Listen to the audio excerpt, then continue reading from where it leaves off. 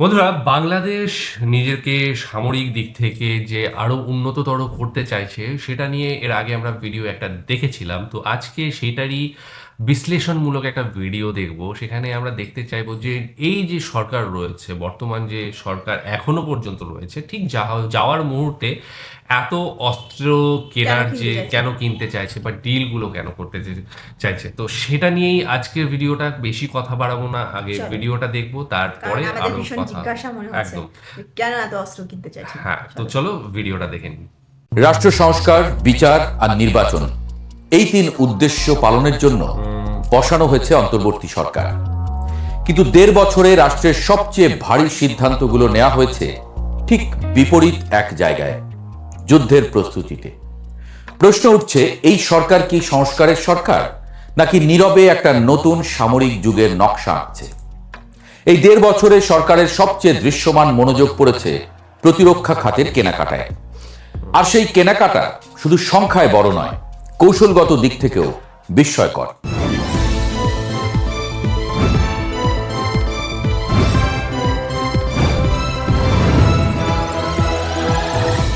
বাংলাদেশের স্বাধীনতার ৫৫ বছর পেরিয়ে গেছে। এই দীর্ঘ সময়ে রাষ্ট্র অনেক কিছু অর্জন করেছে, কিন্তু সামরিক সক্ষমতার প্রশ্নে ছবিটা সব সময় গর্বের ছিল না। কয়েকটি যুদ্ধ বিমান, দু একটি সাবমেরিন বা কিছু যুদ্ধজাহাজ যুক্ত হলেও সময়ের সঙ্গে সঙ্গে সেগুলো বড় অংশই প্রযুক্তিগতভাবে পুরনো হয়ে পড়েছে। আধুনিক যুদ্ধ যে এখন শুধু সৈন্য আর কামানের নয়, বরং ডেটা, ড্রোন, সাইবার ও নেটওয়ার্কের, সেই দৌড়ে বাংলাদেশ দীর্ঘদিনই পিছিয়ে ছিল। বৈশ্বিক মানদণ্ডে বিচার করলে আকাশ ও সমুদ্র প্রতিরক্ষায় দেশের সক্ষমতা কখনোই প্রতিযোগিতামূলক পর্যায়ে পৌঁছায়নি। এর পেছনে শুধু অর্থনৈতিক সীমাবদ্ধতা নয়, ছিল রাষ্ট্রীয় দর্শনের একটি সচেতন রাজনৈতিক পছন্দ। সংবিধানের ২৫ নম্বর অনুচ্ছেদ অনুযায়ী সকলের সঙ্গে বন্ধুত্ব, কারো সঙ্গে শত্রুতা নয়, এই নীতিকে সামনে রেখে বাংলাদেশ দীর্ঘদিন এমন এক ভারসাম্য কূটনীতিতে হেঁটেছে যেখানে শক্ত সামরিক অবস্থান নেওয়ার চেয়ে বড় শক্তিগুলোর মন রক্ষা করাই বেশি গুরুত্বপূর্ণ হয়ে উঠেছিল। কারো বিরাগভাজন না হওয়া, আঞ্চলিক উত্তেজনায় দৃশ্যমানভাবে না জড়ানো, এই চাপে প্রতিরক্ষা আধুনিকায়ন অনেক সময় পিছিয়ে গেছে। ফলে যা হয়েছে তা হলো, রাষ্ট্র শান্তির বার্তা দিয়েছে, কিন্তু শক্তির ভাষায় কথা বলার সক্ষমতা গড়ে তুলতে পারেনি। বন্ধুত্বের নীতি কাগজে ছিল, কিন্তু বাস্তবে তা অনেক সময় আত্মবিশ্বাসের ঘাটতিতে পরিণত হয়েছে। এই জায়গা থেকেই আজকের প্রশ্নটা জন্ম নেয়। এখন হঠাৎ করে যদি প্রতিরক্ষা খাতে এত বড় বিনিয়োগ এবং কেনাকাটার সিদ্ধান্ত আসে, তা কি শুধুই সক্ষমতার ঘাটতি পূরণ, নাকি এতদিনের নীরবতার প্রতিক্রিয়া? পাকিস্তান, চীন, ইউরোপ, তুরস্ক, দক্ষিণ কোরিয়া, যুক্তরাষ্ট্র, এতগুলো ভূরাজনৈতিক মেরুর সঙ্গে একসঙ্গে সামরিক আলোচনায় জড়ানো বাংলাদেশ এর আগে কখনো দেখা যায়নি। প্রশ্ন তাই একটাই নয়, অনেকগুলো। কেন এখন? কার জন্য? কোন ঝুঁকি মাথায় রেখে? বাংলাদেশ ফোর্সেস গোল 2030, এই নীতিমালার কথা সরকার বারবার বলছে।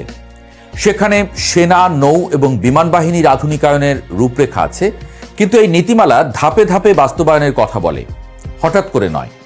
অথচ অন্তর্বর্তী সরকার দায়িত্ব নেওয়ার পরপরই একের পর এক উচ্চ মূল্যের প্রতিরক্ষা প্রকল্প সামনে এসেছে। ড্রোন কারখানা, যুদ্ধ বিমান, সাবমেরিন, অ্যাটাক হেলিকপ্টার, যুদ্ধজাহাজ আপগ্রেড, সব মিলিয়ে কয়েক লাখ কোটি টাকার ব্যাপার। সর্বশেষ চীনের সঙ্গে ড্রোন নির্মাণ চুক্তি সেই প্রশ্নকে আরও জোরালো করেছে। ৬০০ কোটির বেশি ব্যয়ে বাংলাদেশের ড্রোন ম্যানুফ্যাকচারিং এবং অ্যাসেম্বলি প্ল্যান্ট। বলা হচ্ছে প্রযুক্তি হস্তান্তর হবে, ভবিষ্যতে নিজস্ব ড্রোন বানাবে বাংলাদেশ। নিঃসন্দেহে এটি সামরিক সক্ষমতার দিক থেকে বড় পদক্ষেপ, কিন্তু একই সঙ্গে এটি কূটনৈতিক অবস্থানও নির্ধারণ করে দেয় বাংলাদেশ কোন বলয়ের প্রযুক্তির উপর নির্ভর করছে। এখানে গল্পটা শুধু ড্রোনে থেমে থাকে না। পাকিস্তান থেকে JF-17 ব্লক 3 যুদ্ধবিমান কেনার আলোচনা, এই খবর নিজেই রাজনৈতিক। প্রায় ৯,০০০ কোটি টাকার সম্ভাব্য চুক্তি, সঙ্গে প্রশিক্ষণ এবং দীর্ঘমেয়াদী রক্ষণাবেক্ষণ। পাকিস্তানের সঙ্গে সামরিক সম্পর্ক নতুন নয়, কিন্তু এমন উচ্চমাত্রার যুদ্ধবিমান কেনার আলোচনা স্পষ্ট বার্তা দেয়, বিশেষ করে যখন ভারতীয় উপমহাদেশে আকাশ প্রতিরক্ষা অত্যন্ত সংবেদনশীল ইস্যু। এরপরেই আসে চীনের জেট-এন-সি যুদ্ধ বিমান, সম্ভাব্য খরচ প্রায় ২৭,০০০ কোটি টাকা। এটি শুধুমাত্র আধুনিকায়ন নয়, বরং এটি আকাশ প্রতিরক্ষার মানচিত্র বদলে দেওয়ার সিদ্ধান্ত। জেট-এন-সি সুপারসনিক মাল্টিরোল নেটওয়ার্ক যুদ্ধ বিমান, অর্থাৎ বাংলাদেশ যদি এটি নেয় তাহলে শুধু বিমান নয়, যুদ্ধের দর্শনও বদলে যাবে। আবার একই সময়ে ইউরোপের ইউরোফাইটার টাইফুন নিয়ে আগ্রহপত্র সই, 4টি ইউরোপের শক্তির তৈরি যুদ্ধ বিমান। এটি আবার ভিন্ন কূটনৈতিক সিগন্যাল দেয়। চীন পাকিস্তান বলয় থেকে সরাসরি ইউরোপীয় সামরিক শিল্পে হাত বাড়ানো মানে ভারসাম্য কূটনীতি, কিন্তু সেই ভারসাম্যের দাম বেশ চড়া। তুরস্কের T-129 অ্যাটাক হেলিকপ্টার, নৌবাহিনীর যুদ্ধজাহাজ খালিদ বিন ওয়ালিদের আপগ্রেডেশন, দক্ষিণ কোরিয়া থেকে সাবমেরিন আলোচনা, সব মিলিয়ে এটি একটি পূর্ণাঙ্গ সামরিক রূপান্তরের ছবি। এমনকি যুক্তরাষ্ট্র থেকেও ব্ল্যাক হক হেলিকপ্টার ও বিমান কেনার আলোচনা চলছে, যার একটি অঘোষিত লক্ষ্য বাণিজ্য ঘাটতি কমানো। এখানেই প্রশ্নটা সবচেয়ে ধারালো হয়ে ওঠে। একটি অন্তর্বর্তীকালীন সরকার, যার মূল দায়িত্ব ছিল নির্বাচন আয়োজন এবং বিচার নিশ্চিত করা, সেই সরকার কেন এত দীর্ঘমেয়াদী সামরিক দায় তৈরি করছে? যুদ্ধ বিমান বা সাবমেরিন কোনো 1 বছরের প্রকল্প নয়। এগুলো রক্ষণাবেক্ষণ, প্রশিক্ষণ, খুচরা যন্ত্রাংশ সবকিছুই দশকের পর দশক ধরে চলমান ব্যয়। একই সময়ে অর্থনীতি চাপে, রিজার্ভ সংকট, মুদ্রাস্ফীতি, রাজস্ব ঘাটতি। তবু সরকার বোয়িং কেনার সিদ্ধান্ত নেয়, সরকারি কর্মচারীদের বেতন বাড়ায়, বন্দর লিজ দেয় দীর্ঘমেয়াদে। সমালোচকরা বলছেন এসব সিদ্ধান্তের সবকিছুতেই তাড়াহুড়োর ছাপ স্পষ্ট। প্রতিরক্ষা বিশ্লেষকরা স্বীকার করছেন আঞ্চলিক নিরাপত্তা বাস্তবতায় সক্ষমতা বাড়ানো জরুরি, কিন্তু তারা এটাও বলছেন এই সিদ্ধান্তগুলো রাজনৈতিক বৈধতা এবং জনসমর্থনের উপরে দাঁড়িয়ে নেওয়া উচিত। অন্তর্বর্তী সরকারের ক্ষেত্রে সেই প্রশ্ন থেকেই যায়। ডক্টর মোহাম্মদ ইউনূস আন্তর্জাতিক মঞ্চে বলেছেন, এই সরকার অবাধ ও অংশগ্রহণমূলক নির্বাচন, সংস্কার আর বিচার চায়। কিন্তু দেশের ভেতরে যে চিত্র তৈরি হচ্ছে, সেখানে প্রতিরক্ষা ব্যয় সবচেয়ে দৃশ্যমান অগ্রাধিকার। তাহলে কি সরকার ভবিষ্যৎ রাষ্ট্রের নিরাপত্তা নিশ্চিত করতে চাইছে, নাকি বর্তমান রাষ্ট্রের রাজনৈতিক সংকট ঢাকতে সামরিক শক্তির দিকে ঝুঁকছে? একটি কথা নিশ্চিত, এই সিদ্ধান্তগুলো শুধু অস্ত্র কেনা নয়, এগুলো ভবিষ্যৎ বাংলাদেশের কূটনৈতিক অবস্থান, অর্থনৈতিক দায় এবং রাজনৈতিক ক্ষমতার কাঠামো নির্ধারণ করে দিচ্ছে। সংস্কার, বিচার ও নির্বাচন, এই 3টি প্রতিশ্রুতি যদি পূরণ না হয়, তাহলে এত যুদ্ধ বিমান, এত ড্রোন, এত সাবমেরিন শেষ পর্যন্ত কাকে রক্ষা করবে? বাংলাদেশ সামরিক দিক থেকে নিজেদের উন্নত করার চেষ্টা করছে এবং সেটা আমরা বারবার দেখতে পেয়েছি। বিশেষ করে এই সরকার আসার পর থেকে বিভিন্ন সময় বিভিন্ন ডিল কমপ্লিট করা, বিশেষ করে টাইফুন যেটা ইউরোফাইটারের ডিল হয়েছে এর আগে।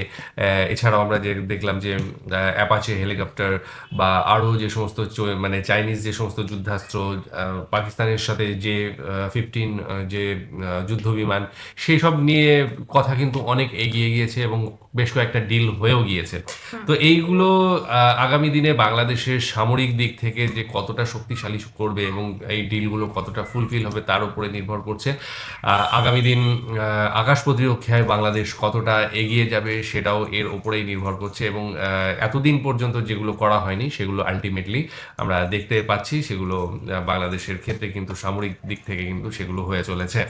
এই হ্যাঁ, সেভাবে বাংলাদেশ স্টেপ নিতে পারেনি, কারণ হচ্ছে এই যে বন্ধুত্বপূর্ণ একটা যে কারোর সাথে বৈরিতা নয়, সকলের সাথে বন্ধুত্ব, এই নীতি নিয়ে চলেছিল। এবং অবশ্যই অবশ্যই একটা জিনিস এটাও মানতে হবে যে সবার সাথে বন্ধুত্ব নিয়েই চলতে হয় এবং সব সিচুয়েশনের জন্য তৈরিও থাকতে হয়। তো সেটাই ঘটনা অন্তর্বর্তী সরকারের এখন মূল উদ্দেশ্য। এবং আরেকটা জিনিস হচ্ছে কি, যে কোনো জায়গায় শান্তি রাখতে গেলে কিন্তু নিজের মানে মাসেল ফ্লেক্স করাতেই হবে। তো সেটা মানে আমরা ভাবি যে মানে ঝামেলা, যে কোনো জায়গায় শান্তি বজায় রাখতে গেলে নিজেদের মধ্যে ঝামেলা করা যাবে না বা এরকম মানে শান্তভাবে থাকতে হবে, কিন্তু অ্যাকচুয়ালি সেটা হয় না। শান্তি সেখানেই থাকে যেখানে একজন মাসেল দেখায়, ঠিক আছে? তো সেই ব্যাপারটা কিন্তু বাংলাদেশ অলরেডি বুঝে গিয়েছে এবং সেটা কিন্তু তারা স্টেপ নিয়েছে। আগামী দিনের আরও বেশি কিছু হয়তো আমরা দেখার আশা রাখছি।